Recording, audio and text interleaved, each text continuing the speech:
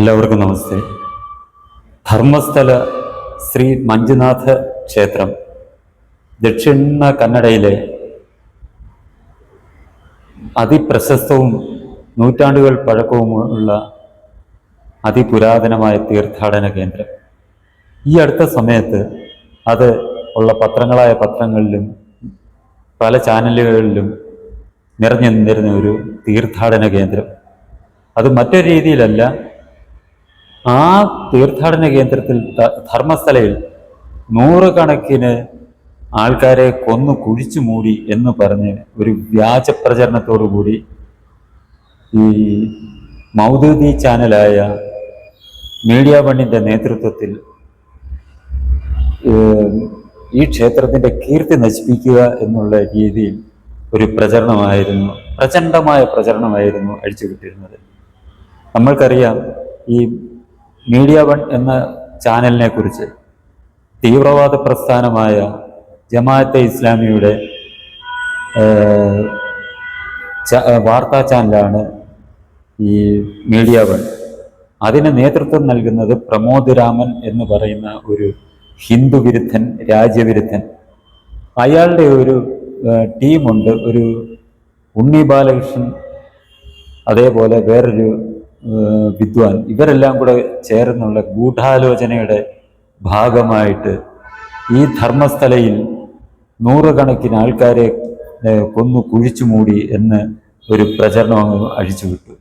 അതിനായി അവിടുത്തെ ഒരു മുൻ ജീവനക്കാരനെ ഇവർ വിലക്കെടുത്തു. ഇന്ന് ഒരു ആരോപണം ഉന്നയിച്ച ഒരു സ്ത്രീയുടെ, സുജാത ഭട്ട് എന്ന് പറയുന്ന ഒരു സ്ത്രീയുടെ ഒരു പ്രസ്താവന വന്നിരുന്നു. ഒരു പത്രങ്ങൾക്ക് കൊടുത്തിരുന്ന ഒരു പ്രസ്താവനയാണ്. അവര് നേരത്തെ പറഞ്ഞിരുന്നു അവരുടെ മകളെ കാണാതായി. അത് ആ മകൾ അനന്യ ഭട്ട് എന്ന് പറയുന്ന മകളെ ഇവിടെ കൊന്നു കുഴിച്ചു മൂടി എന്ന് പറഞ്ഞാണ് അവര് നേരത്തെ മാധ്യമങ്ങളെ കണ്ടിരുന്നത്. ഇന്ന് അവരുടെ ഒരു പ്രസ്താവന വന്നിരുന്നു. തന്നെ ഭീഷണിപ്പെടുത്തിയാണ് ഇങ്ങനെ പറയിച്ചതെന്നും തനിക്ക് അനന്യ ഭട്ട് എന്ന ഒരു മകൾ ഇല്ല എന്നുമാണ് അവർ ഇന്ന് പറഞ്ഞിരിക്കുന്നത്. ഇതിൽ നിന്ന് തന്നെ നമ്മൾ മനസ്സിലാക്കുക, ഈ ക്ഷേത്രത്തിനെ തകർക്കുന്നതിന് വേണ്ടി ജമാഅത്തെ ഇസ്ലാമിയുടെ നേതൃത്വത്തിൽ എത്രമാത്രം വ്യാജമായ പ്രചരണങ്ങളാണ്, വ്യാജമായ കഥകളാണ് കെട്ടിച്ചമച്ചിരുന്നത് എന്ന കാര്യം. ഇതെന്ത് എന്ന് നമ്മൾ ചിന്തിച്ചാൽ, കർണാടക, കേരള ഉൾപ്പെടെയുള്ള നിരവധി സ്ഥലങ്ങളിൽ ഈ മതപരിവർത്തന ശ്രമവുമായിട്ട് ഈ ജമാഅത്തെ ഇസ്ലാമി, പോപ്പുലർ ഫ്രണ്ട് ഇതേപോലെയുള്ള സംഘടനകൾ പ്രവർത്തിക്കുന്നുണ്ടായിരുന്നു. ഇതിന് സത്യത്തിൽ ഇതേപോലുള്ള തീർത്ഥാടന കേന്ദ്രങ്ങൾ വളരെയേറെ തടസ്സമാണ് ഉണ്ടാക്കിക്കൊണ്ടിരിക്കുന്നത്. അതിനാൽ ഇതിനെയൊക്കെ നശിപ്പിക്കുക, തകർക്കുക എന്നുള്ളൊരു ലക്ഷ്യമാണ് ജമാഅത്തെ ഇസ്ലാമി പോലുള്ള സംഘടനകൾക്കുള്ളത്. അതിനുവേണ്ടിയാണ് അവർ ഇത്തരം അവരുടെ മാധ്യമമായ മീഡിയ വണ്ണിൽ കൂടി ഒക്കെ അവർ ഇതേപോലുള്ള വ്യാജ പ്രചരണങ്ങൾ അഴിച്ചുവിട്ടത്. അതിനെ കൂട്ടുപിടിച്ചത് വേറൊരു വിദ്വാൻ, മനാഫ് എന്ന് പറയുന്ന ഒരു വിദ്വാൻ. നമുക്കറിയാം, നേരത്തെ ഒരു ലോറി നദിക്ക് അടിയിൽ, മണ്ണിടിച്ച് വീണ് നദിക്കടിയിൽ പോയ സമയത്ത് അത് വെച്ച് മുതലെടുത്ത ഒരു സാമൂഹ്യ വിരുദ്ധൻ. അയാളെ കൂടി കൂട്ടുപിടിച്ചുകൊണ്ടാണ് ഈ മീഡിയ വൺ എന്ന് പറയുന്ന ആ ചാനലിലൂടെ ഈ ജമാഅത്തെ ഇസ്ലാമി ഈ തീർത്ഥാടന കേന്ദ്രത്തെ തകർക്കുന്നതിനായി ഈ പ്രചരണങ്ങൾ അഴിച്ചുവിട്ടത്. ഇതിനെ ഏറ്റുപിടിക്കാൻ ഇവിടുത്തെ കമ്മ്യൂണിസ്റ്റുകൾ ഉൾപ്പെടെയുള്ളവരും മുന്നിൽ തന്നെ ഉണ്ടായിരുന്നു എന്നുള്ളതാണ് ദുഃഖകരമായ സത്യം തന്നെയാണിത്. കാരണം ഇടതുപക്ഷത്തിൻ്റെ ലക്ഷ്യം എന്ന് പറയുന്നതും ഹിന്ദു സമൂഹത്തെ, ഹിന്ദു സംസ്കാരത്തെ, ഹൈന്ദവ ക്ഷേത്രങ്ങളെ, മഠങ്ങളെ തകർക്കുക, ഈ ജമാഅത്തെ ഇസ്ലാമി പോലുള്ള തീവ്രവാദ സംഘടനകളെ കൂട്ടുപിടിച്ചുകൊണ്ട് അവരുടെ വോട്ട് നേടുക എന്നുള്ള ഒരു പ്രവർത്തന രീതിയാണ് ഇന്ത്യയിൽ ഈ കമ്മ്യൂണിസ്റ്റ് പ്രസ്ഥാനങ്ങൾ സ്വീകരിച്ചിരിക്കുന്നത്. വിശിഷ്യ CPM എന്ന് പറയുന്ന പ്രസ്ഥാനം സ്വീകരിച്ചിരിക്കുന്നത്. അതിനോടൊപ്പം തന്നെ നിൽക്കുന്നതാണ് കോൺഗ്രസ്. അവർ തമ്മിൽ മത്സരമാണല്ലോ ഈ ഒരു വിഭാഗത്തിന് വോട്ട് നേടുന്നതിന് വേണ്ടി. അവരും ഇതിനായിട്ട് അവരുടെ കർണാടകത്തിലെ സർക്കാർ കോൺഗ്രസ് ഭരിക്കുന്നതാണ്. അവരും ഇവരോടൊപ്പം കൂടി വ്യാപകമായി എന്തൊക്കെ പരിപാടികളാണ് അവിടെ നടന്നത്. അവിടെ കുഴിക്കുന്നു, ഇവിടെ കുഴിക്കുന്നു, JCB കൊണ്ടുവരുന്നു, സർവമാന ഭാഗവും ഈ ക്ഷേത്രത്തിന് ചുറ്റും കുഴിച്ച് പരിശോധിക്കുന്നു. കുഴിച്ച് പരിശോധിച്ചിട്ട് എന്ത് കിട്ടി? നൂറുകണക്കിന് ആൾക്കാരെ കൊന്ന് കുഴിച്ചു മൂടി എന്ന് പറഞ്ഞെടുത്ത് നിന്ന് ഒരു തെളിവും കിട്ടാതായപ്പോഴാണ് ഇവർക്ക് ഹൈന്ദവരുടെ ഭാഗത്തു നിന്നുള്ള ആ ഒരു വികാരം വ്രണപ്പെട്ടതിൻ്റെ ഭവിഷ്യത്ത് അനുഭവിക്കേണ്ടി വരും എന്ന് മനസ്സിലാക്കിയപ്പോൾ കർണാടക സർക്കാർ ഇതിൽ നിന്ന് പിന്മാറുകയും കേസെടുക്കാൻ തീരുമാനിക്കുകയാണ് ഉണ്ടായത് വ്യാജപ്രചരണത്തിന്. അതിന് തന്നെ രസകരമായ കാര്യം, ഈ ജമാഅത്തെ ഇസ്ലാമി ഇതിനായിട്ട് കൂട്ടുപിടിച്ചത് സുജാത ഭട്ട് തന്നെ അല്ല, ഒരു ഹിന്ദുവായിട്ടുള്ള ഒരു യൂട്യൂബ് ചാനൽ ഉടമയെ ഉൾപ്പെടെ കൂട്ടുപിടിച്ചാണ് ഈ വ്യാജപ്രചരണം നടത്തിയത്. അവർക്ക് മുടക്കാൻ ലക്ഷങ്ങളും കോടികളും ഉണ്ടല്ലോ, അവരതുകൊണ്ട് ഏത് രീതിയിലും അത് ചെയ്യും എന്നുള്ള ഇത് നമുക്കറിയാം. എന്നിട്ട് ഈ മീഡിയ 1 ചാനൽ ദിവസവും അങ്ങോട്ട് അടുപ്പുകൂട്ടി ചർച്ച. അവിടെ കുഴിച്ചിട്ടു, ഇവിടെ കുഴിച്ചിട്ടു, നൂറുകണക്കിന് ആൾക്കാരെ കുഴിച്ചിട്ടു, സ്ത്രീകൾ ഒരുപാട് പേരെ കാണാനുണ്ട്, യുവതികളെ കാണാനുണ്ട്, അവരെയെല്ലാം മറ്റെന്തോ രീതിയിൽ ദുരുപയോഗം ചെയ്തിട്ട് അവിടെ കൊന്ന് കുഴിച്ചു മൂടുകയായിരുന്നു എന്ന് പറഞ്ഞായിരുന്നു ഇവരുടെ വ്യാജപ്രചരണം കൊഴുപ്പിച്ചുകൊണ്ടിരുന്നത്.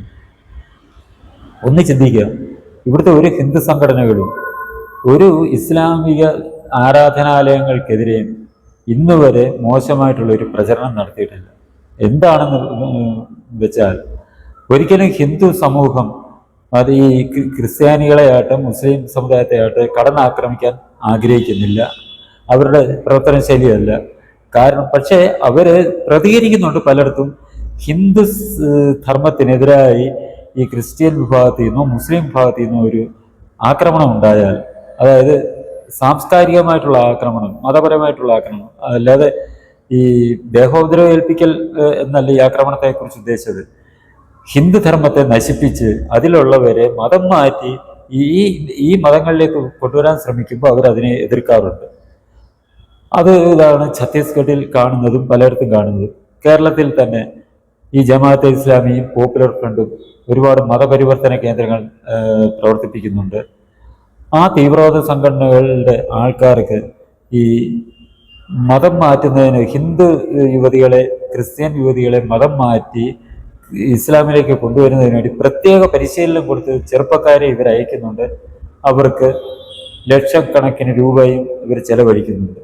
ഇങ്ങനെ പല ഹിന്ദു പെൺകുട്ടികളെയും മതം മാറ്റി ഇത്തരം കേന്ദ്രങ്ങളിൽ കൊണ്ടുപോയി മതം പഠിപ്പിച്ച് മതം മാറ്റി സംസ്കാരത്തിനും അവരുടെ കുടുംബത്തിനും എതിരായിട്ട് തിരിക്കുന്നതിനെതിരായ ഈ ഹിന്ദു സംഘടനകൾ സമരം ചെയ്യുന്നുണ്ട്, അതിനെതിരെ പ്രവർത്തിക്കുന്നുണ്ട്. അങ്ങനെയല്ലാതെ ഒരു ഹിന്ദു സംഘടനയും മറ്റൊരു മതവിഭാഗത്തിൻ്റെ ആരാധനാലയങ്ങളെ നശിപ്പിക്കാൻ വേണ്ടിയുള്ള പ്രവർത്തനങ്ങൾ ചെയ്യുന്നില്ല എന്നുള്ളതാണ് നമ്മുടെ ഈ ഭാരതം എന്ന ഈ മഹത്തായ രാജ്യത്ത് നിലനിൽക്കുന്ന യാഥാർത്ഥ്യം. ഇത്തരം സംഘടനകളും ഈ മതവിഭാഗങ്ങളും ഇതിനെക്കുറിച്ച് ഉൾക്കൊള്ളണം, ഉൾക്കൊണ്ടിട്ട് വേണം അവർ പ്രവർത്തിക്കേണ്ടത്. കാരണം ഒരു ഹിന്ദുവിനെ ഈ തെറ്റിദ്ധരിപ്പിച്ച് അല്ലെങ്കിൽ പ്രലോഭിപ്പിച്ച് മതം മാറ്റി തങ്ങളുടെ മതത്തിലേക്ക് എത്തിച്ച് മതാനുയായികളുടെ എണ്ണം കൂട്ടാൻ ഒരിക്കലും ശ്രമിക്കാൻ പാടില്ല എന്നുള്ള ആ സാമാന്യ തത്വം, ആ മര്യാദ പാലിക്കാതെയാണ് ഈ മുൻപ് ഞാൻ പറഞ്ഞ സംഘടനകൾ ഇവിടെ പ്രവർത്തിച്ചുകൊണ്ടിരിക്കുന്നത്. ഇതിനെതിരെ ഹിന്ദു സമൂഹം ശക്തമായി പ്രതികരിക്കുന്നുണ്ട്, ഹിന്ദു സംഘടനകൾ പ്രതികരിക്കുന്നുണ്ട്. ഇത്തരം മതപരിവർത്തന രോഗികൾക്ക് കൂട്ടുനിൽക്കുന്നത് കോൺഗ്രസും CPM ഉൾപ്പെടെയുള്ള ഇടതുപക്ഷ കക്ഷികളുമാണ്.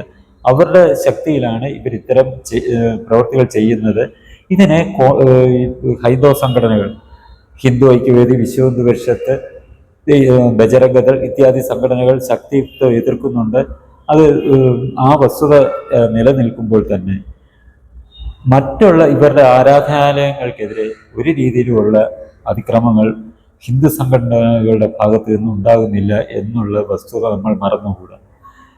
ഈ സാഹചര്യത്തിലാണ് ഇത്തരം സംഘടന, ജമാഅത്തെ ഇസ്ലാമി പോലുള്ള സംഘടനകൾ ഇതേപോലുള്ള തീർത്ഥാടന കേന്ദ്രങ്ങൾക്കെതിരെ വ്യാജപ്രചരണം അഴിച്ചുവിട്ട് അതിനെ നശിപ്പിക്കാൻ ശ്രമിക്കുന്ന ഇത്തരം കുൽസിത ശ്രമങ്ങളെ ഹിന്ദു സമൂഹം മനസ്സിലാക്കേണ്ടതും അതിന് കൂട്ടുനിൽക്കുന്നവരെ കുറിച്ച് നമ്മൾ മനസ്സിലാക്കി പ്രതികരിക്കേണ്ടതും മായിട്ടുള്ള ഒരു സാഹചര്യമാണ് നമ്മുടെ നിലവിലുള്ള ഭാരതത്തിൽ, പ്രത്യേകിച്ച് ദക്ഷിണേന്ത്യൻ സംസ്ഥാനങ്ങളിൽ നിലനിൽക്കുന്നത്. കോൺഗ്രസ് ഇടതുപക്ഷ സർക്കാരുകൾ ഭരിക്കുന്ന സംസ്ഥാനങ്ങളിൽ നിലനിൽക്കുന്നത് എന്നുള്ള കാര്യം നമ്മൾ മറന്നുകൂടാത്തതാണ്. ഇനി ഇത്തരം സംഭവങ്ങൾ ആവർത്തിക്കാതിരിക്കാൻ നമ്മൾ ശ്രദ്ധിക്കുക. നമ്മളുടെ ആരാധനാലയങ്ങൾ, ഹൈന്ദവരുടേതായിട്ടുള്ള ആരാധനാലയങ്ങൾക്കെതിരെ ഏതൊരു കോണിൽ നിന്ന് ഇതേപോലുള്ള ആക്രമണങ്ങൾ ഉണ്ടായാലും അധിക്ഷേപങ്ങൾ ഉണ്ടായാലും അതിനെതിരെ ശക്തമായി പ്രതികരിക്കാൻ ഹിന്ദു സമൂഹം തയ്യാറാകണം. ഹിന്ദു സമൂഹത്തിൽ നിന്ന് ഇതേപോലെ മതപരിവർത്തനം നടത്തി ആളെ കൂട്ടാനുള്ള ഇത്തരക്കാരുടെ ശ്രമങ്ങളെ ശക്തിയുക്തം നമ്മൾ അത് ഏത് മാർഗത്തിൽ കൂടെ ആണെന്നുണ്ടെങ്കിലും, നിയമപരമായ കോടതിയിൽ കൂടിയാണെന്നുണ്ടെങ്കിലും നമ്മൾ അതിനെതിരെ ശക്തമായി പ്രതികരിക്കണം. കോടതിയുടെ ഭാഗത്തു നിന്നും ഈ അനുകൂലമായ ഒരു നടപടി വന്നില്ല എന്നുണ്ടെങ്കിൽ ഏത് രീതിയിലാണ് ഹിന്ദു സമൂഹം പ്രതികരിക്കേണ്ടത് എന്നുള്ള കാര്യം ഹിന്ദു സമൂഹത്തിൻ്റെ താല്പര്യം അനുസരിച്ചായിരിക്കും എന്നുള്ള കാര്യം ഇത്തരം സംഘടനകൾ മനസ്സിലാക്കി പ്രവർത്തിക്കുക. ആയതിനാൽ നമ്മൾ ഇപ്പോൾ ഈ മാധ്യമം മീഡിയ 1 ചാനലിനെതിരെ ഇത്തരം വ്യാജ പ്രചരണം അഴിച്ചുവിട്ടതിനെതിരെ ഒരു നടപടിയെടുത്താൽ അവർക്കറിയാം, അവർക്ക് സംരക്ഷകരായിട്ട് സുപ്രീം കോടതി ഉണ്ട്. രാജ്യത്തിനെതിരായിട്ട് പ്രചരണം നടത്തിയിട്ട് ഇവര് വ്യാജ പ്രചരണം നടത്തിയത് അത് രാജ്യത്തിനെതിരായിട്ട് പാകിസ്ഥാൻ എന്ന് പറയുന്ന ശത്രുരാജ്യം, ഐക്യരാഷ്ട്രസഭ ഉൾപ്പെടെ ലോകരാജ്യങ്ങളിൽ ഇന്ത്യക്കെതിരായിട്ട് പ്രചരണം നടത്തിയതിനെതിരെ കേന്ദ്ര സർക്കാർ നടപടിയെടുത്തപ്പോൾ ആ നടപടിയെതിരെ വിധി പറഞ്ഞ കോടതിയാണ് നമ്മുടെ സുപ്രീം കോടതി. അപ്പോൾ സ്വാഭാവികമായിട്ടും മീഡിയ 1 എന്ന് പറയുന്ന ഈ തീവ്രവാദ ചാനലിന് അറിയാം, ഇത്തരം വ്യാജ പ്രചരണങ്ങൾ അഴിച്ചുവിട്ടാലും മതസ്പർദ്ധയുണ്ടാക്കുന്ന പ്രചരണങ്ങൾ നടത്തിയാലും കേന്ദ്ര സർക്കാർ നടപടിയെടുത്താൽ സുപ്രീം കോടതി തങ്ങളുടെ രക്ഷയ്ക്കുണ്ടാകും. തങ്ങളുടെ തീവ്രവാദ പ്രവർത്തനത്തിനും ഈ ദേശവിരുദ്ധ പ്രവർത്തനത്തിനും ഈ മതസംഘർഷം ഉണ്ടാക്കാനുള്ള ശ്രമത്തിനും സഹായകരമായിട്ടുള്ള വിധി സുപ്രീം കോടതിയിൽ നിന്ന് അവർക്ക് ലഭിക്കും എന്നുള്ള ഒരു ബോധ്യത്തോടു കൂടിയാണ് മീഡിയ 1 എന്ന് പറയുന്ന ഈ തീവ്രവാദ ചാനൽ ഇത്തരം വിഭാഗീയ പ്രവർത്തനങ്ങളുമായിട്ട് മുന്നോട്ട് പോകുന്നതെന്നുള്ള കാര്യം നമ്മൾ മനസ്സിലാക്കുക. ഹിന്ദു സമൂഹം അതിനാൽ തന്നെ കോടതിയിൽ നിന്ന് പോലും നമുക്കൊരു രക്ഷയുണ്ടാവുകയില്ല എന്നുള്ള ഒരു ബോധത്തോടു കൂടി തന്നെ നമ്മളുടെ മക്കൾ, നമ്മളുടെ ആശ്രയത്തിൽ കഴിയുന്നവർ ഇത്തരം ശക്തികളുടെ കരാളഹസ്തത്തിൽ ചെന്നുപെടാതിരിക്കാൻ, ഇത്തരം ദുഷ്ടശക്തികളുടെ സ്വാധീനത്തിൽ എത്തിപ്പെടാതിരിക്കാൻ നമ്മൾ നമ്മുടെ മക്കളെയും നമ്മുടെ ആശ്രിതരായിട്ടുള്ളവരെയും പ്രത്യേക കരുതലോടുകൂടി തന്നെ നമ്മൾ കൊണ്ടു നടക്കുക എന്നുള്ളത് നമ്മൾ ചെയ്യേണ്ട കടമയാണ് എന്നുള്ള കാര്യവും നമ്മൾ ഓർത്തിരിക്കുക. ഇനി ഈ ചാനൽ സബ്സ്ക്രൈബ് ചെയ്യാനും ബെൽ ബട്ടൺ അമർത്താനും ലൈക്ക് ചെയ്ത് ഷെയർ ചെയ്യാനും മറക്കരുത്.